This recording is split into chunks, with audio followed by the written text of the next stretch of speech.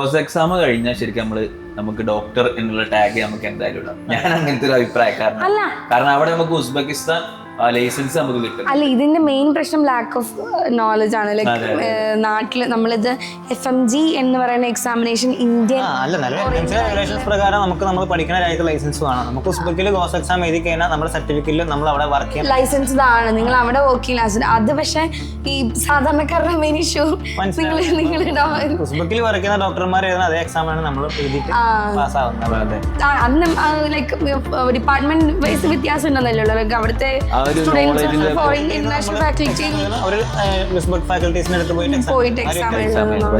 Same type of exam, same questions ആണ്, കാര്യങ്ങളാണ്. അപ്പൊ ഒരു ഉസ്ബെക്കിസ്ഥാനിൽ നമുക്ക് വർക്ക് ചെയ്യാനുള്ള എല്ലാ ലൈസൻസും കാര്യങ്ങളും ഇപ്പൊ ജോർജിയയിലാണെങ്കിൽ ജോർജിയയിൽ വർക്ക് ചെയ്യാൻ പറ്റുന്ന, കസാഖിസ്ഥാൻ ആണെങ്കിൽ കസാഖിസ്ഥാനിൽ വർക്ക് ചെയ്യാൻ പറ്റുന്ന ലൈസൻസ്. അവർക്കുള്ള മെയിൻ പ്രശ്നം like we were not aware that we have completed the examination and we already hold a license.